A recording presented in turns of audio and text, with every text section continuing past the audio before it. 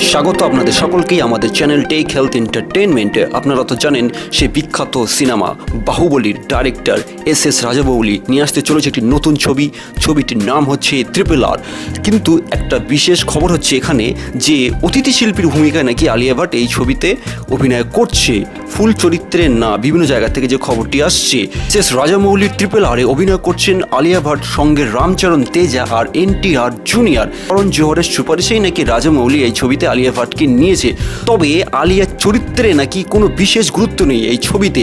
আলিয়ার পরিবর্তে যে কোনো দক্ষিণী অভিনেত্রীকে নিয়ে এই ছবিতে অভিনয় করাতে পারতেন ডাইরেক্টর এস রাজামৌলি।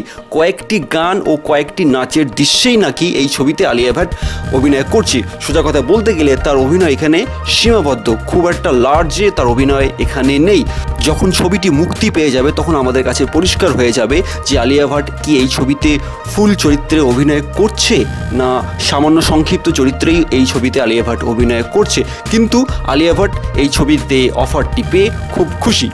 আর বলিউডের একটি খবরটি হচ্ছে অক্ষয় কুমার আর সালমান খানকে নিয়ে। আপনারা তো অনেকেই জানেন অক্ষয় কুমার আর সালমান খান দুজনেই খুব ভালো বন্ধু, কিন্তু এখানে একটা সমস্যা তৈরি হয়েছে দুজনের সিনেমা রিলিজ নিয়ে।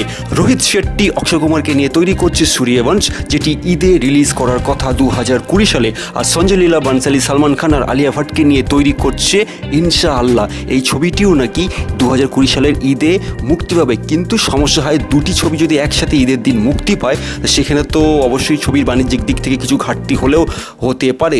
তাই অক্ষয় কুমার আর রোহিত শেট্টি ডাইরেক্টর সালমান খানের কথা শুনে নাকি এই ছবির ডেট পিছিয়ে দিয়েছে। বলা যেতে পারে যে ইনশাআল্লাহ ঈদের দিন মুক্তি হবে। আর ঈদের কিছুদিন আগে রোহিত শেট্টির সূর্যবংশী, যেটা অক্ষয় কুমার অভিনয় করছে ক্যাটরিনা কাইফের সঙ্গে, সেই ছবিটি মুক্তি পাবে। তবে এখনও পর্যন্ত কিছু ঝামেলা নাকি দুজনের মধ্যে চলছে, আশা করি আরও কিছুদিনের মধ্যে ঠিক হয়ে যাবে। তো ভিউয়ার্স, আপনাদের কি মত এই দুটি ছবির বিভিন্ন আপডেটের বিষয়ের উপর? আপনাদের যদি কোনো কমেন্ট সাজেশন থাকে আপনারা অবশ্যই আমাদের চ্যানেলে সেটা করতে পারেন। আর যদি ভিডিওটি ভালো লেগে থাকে তাহলে লাইক করবেন, কমেন্টস করবেন, শেয়ার করবেন আর বেল আইকনে টিপতে ভুলবেন না আপনারা।